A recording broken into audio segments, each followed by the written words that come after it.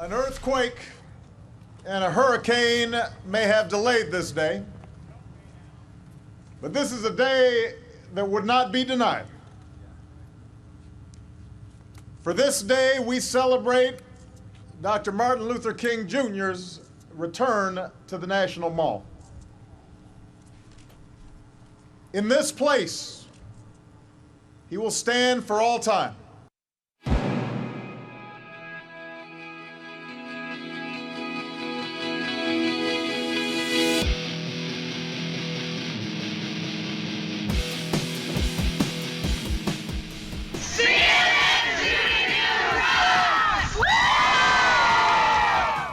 Mr. Johnson students, you rock for sending us that iReport. Thanks so much for that.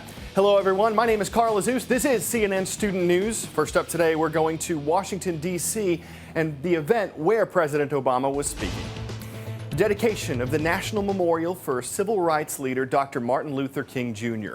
You heard the president mention delays from an earthquake, from a hurricane. This dedication was actually supposed to happen back in August on the anniversary of the historic March on Washington. That's when Dr. King gave his famous I Have a Dream speech.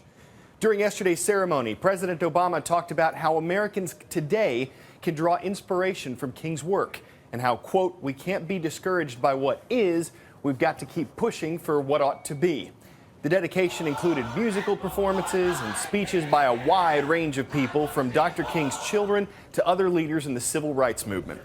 Martin Luther King Jr. was from Atlanta, and some students from the city had plans to head up to D.C. for this dedication. They talked about why they were looking forward to the event.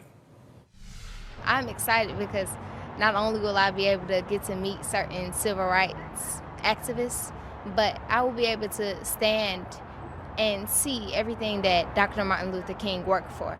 He was not just about helping blacks. He was about helping all races, no matter what color, no matter what you did to him. He was about forgiveness. He wasn't just about, okay, well, this is my race and we don't have this. He was about equality to all mankind. Everybody deserved equal rights. I'm going to witness something that should go down in history. Like, it's very emotional for me, because since I wasn't there when Martin Luther King was alive, it's good to witness something like this and be able to come back and tell everyone about it.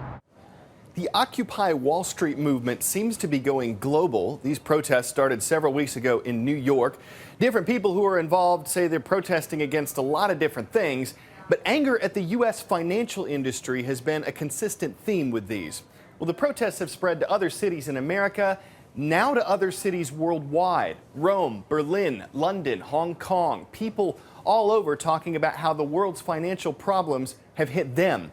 Most of the protests were peaceful. Some did turn violent. For example, in Italy, a different group joined the Occupy protests. They fought with police, set cars on fire, and smashed windows.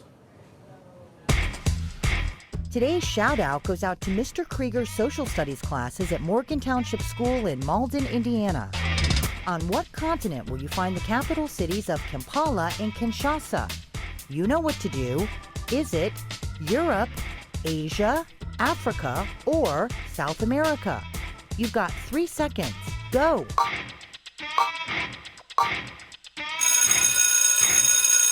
Kampala and Kinshasa are the capitals of 2 African countries. That's your answer, and that's your shout-out. Specifically, those are the capitals of Uganda and the Democratic Republic of Congo. U.S. troops are heading to those nations and 2 others, the Central African Republic and South Sudan. They're going to advise regional forces, so to give advice to folks in their fight against a militant group that's accused of killing thousands of people and kidnapping large numbers of children. President Obama says his decision to send troops is connected to protecting America's national security, but some U.S. leaders have raised concerns about getting involved in a commitment that the U.S. might not be able to get out of. Barbara Starr looks at the U.S. military's efforts across Africa. President Obama is sending 100 combat-equipped troops to Central Africa to advise local forces on getting rid of one of the continent's most vicious operatives, Joseph Kony, the head of the Lord's Resistance Army, a group responsible for atrocities across the region. It's the first open deployment of U.S. ground combat power to Africa since the Black Hawk Down incident in Somalia in the 1990s that killed 18 troops. U.S. troops may wind up now in Uganda, South Sudan, the Central African Republic, and the Democratic Republic of the Congo. It's part of a growing military effort to engage in Africa. And so our presence on the African continent is part of our network of building partners, of gaining intelligence. Still, General Martin Dempsey, chairman of the U.S. Joint Chiefs of Staff, warns current budget cuts could risk it all at a time when the threat to Americans is rising. General Carter Ham oversees all U.S. military operations on the continent. His major worry, al-Qaeda in Africa's threat to Americans. Right now, he says, al-Qaeda groups in Somalia, as well as Algeria, Mali, and Nigeria, are trying to join forces. At least the stated intent for those organizations to collaborate and synchronize, which if they are able to do so, would establish an extremist link network, if you will, that would extend from Somalia across the north into the Sahel and then into West Africa. And that network would be very dangerous, not only to us as Americans, but clearly to the Africans as well. General Ham, along with the Central Intelligence Agency, is focused on targeting the militant al-Shabaab group in Somalia, which is recruiting American Somalis for terrorist training. See if you can ID me. I'm a famous European landmark. You'll find me in Italy, where my construction started in 1173. I'm known for not standing up straight. I'm the Leaning Tower of Pisa, and I lean because I settled unevenly on soft ground.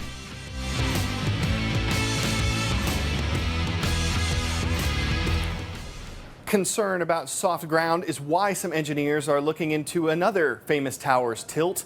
This one's in London, the clock tower known as Big Ben.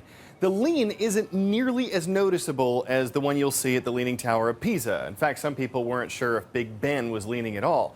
So Max Foster went inside the mystery and the tower to get some answers. Well, there it is, instantly recognizable, of course, but rumor has it this whole tower is toppling over. And what's worse, it's toppling over this way, so I do feel a bit vulnerable right now. Anyway, to get to the bottom of these rumors, I'm going to climb right back up to the very top.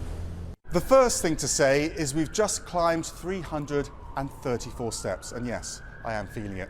The second thing to say is that when we talk about Big Ben, we're talking about this. It's the bell. Big Ben is not the tower, it's not even the clock, it's the bell. It's a common misconception, but now you know. Well, this is an iconic image. This is the clock face here at the tower. Looking at it from behind, obviously, and a vast clock face it is from this angle. Jonathan Pugh, thank you so much for joining us. You're the principal surveyor here, and you're the expert. So tell us, is the tower leaning or isn't it? Yes, the tower is leaning, but just by a very small amount. How much? Well, at this level here where we're standing, it is about 267 millimetres, which is about that much. But as I understand it, it's leaning more every year, so it's a growing problem? It's gradually leaning, but it's leaning at a very small amount. It's less than a millimetre per annum. And at what stage then do we get to the Leaning Tower of Pisa? Well, if nothing happened, it's over 4,000 years. So nothing to worry about right now. Nothing to worry about now. Well, before we go, a lesson about why you should carefully consider how you answer some questions. For example, what would you do for a free season pass to your favorite amusement park? The answer to that one is why these people are chowing down on giant roaches. The promotion was simple. Eat a roach, win free roller coaster rides. 2 events that aren't for those with weak stomachs. There are some strategies for this. The best way to eat a roach is, of course, in sections. That was probably the first time they tried that promotion idea. Before the second attempt, you know, they're just going to have to work the bugs out. Ah, yes, the pun continues on CNN Student News. Our Facebook fans requested it. And if you're on Facebook, stop by facebook.com/CNN Student News and help us decide whether to pun or not to pun. See you tomorrow.